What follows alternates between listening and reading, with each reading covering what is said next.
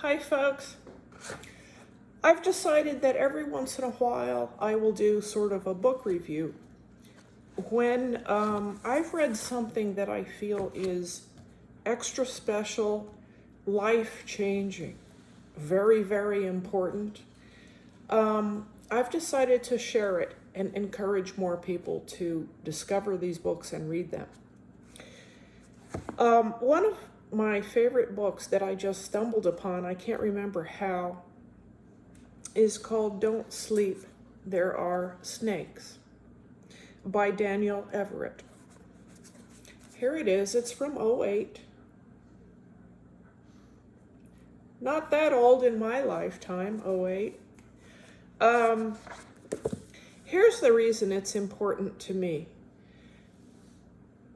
It covers the most primitive human beings that we still have living on our planet. More than the Aborigines of Australia, the most primitive, who speak a language so primitive that almost nobody, except for this man, Everett, who made the breakthrough of understanding them, documenting the language, and speaking with them, finally did. Some of the book, if you're not interested in language, you have to power through some of it. I guess it would be a little dry if you're not interested in language and how primitive it is and the understanding of language. But I have to tell you, I never thought I was interested in language before. And reading this book, I was absolutely fascinated. I changed my mind. It's amazing. I don't want to spoil the book. I will just say this. Here are these very isolated, very primitive people who represent the roots of humanity, obviously. I mean, there's a couple of pictures in here. The important thing to me was that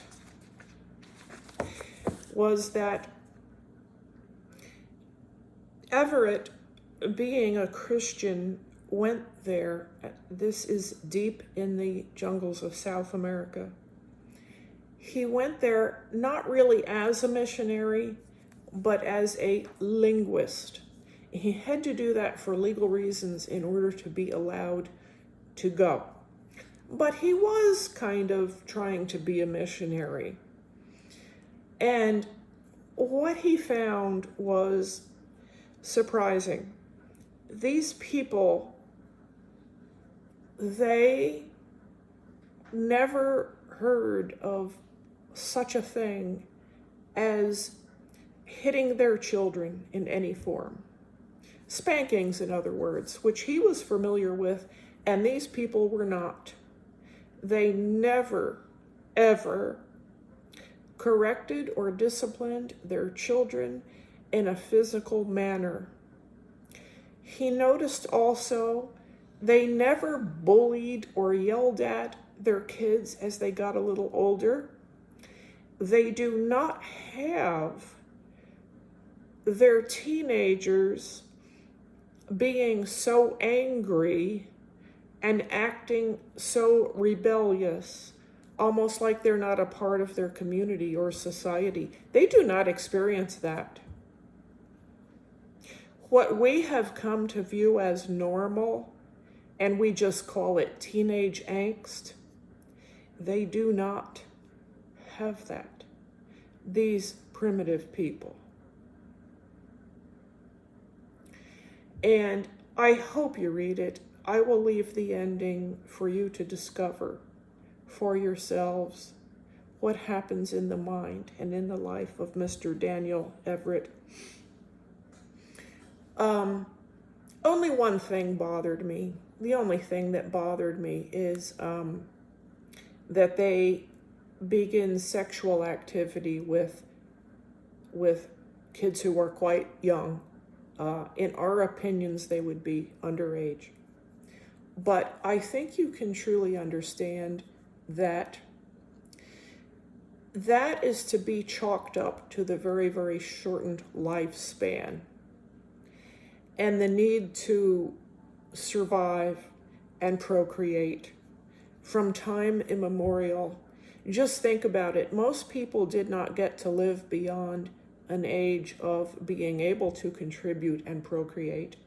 People of 50 are considered quite elderly and quite lucky. So that was the only thing that was, it put me off a little bit. But when you think about it, nature has made children so sadly capable of becoming pregnant at ages like 10 and 11. Seems like God would not do such a thing. Seems like he wouldn't do such a thing, right? It's just nature, not to say that that should ever happen. Okay, so don't sleep. There are snakes. Please read this because it will take you back to the human beings who are some of our roots, our origins. They predate our beliefs, our religions, and our faiths. And I think it's just amazing and an interesting read. I've decided to do this from time to time.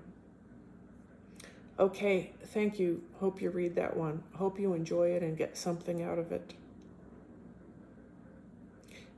Till next time.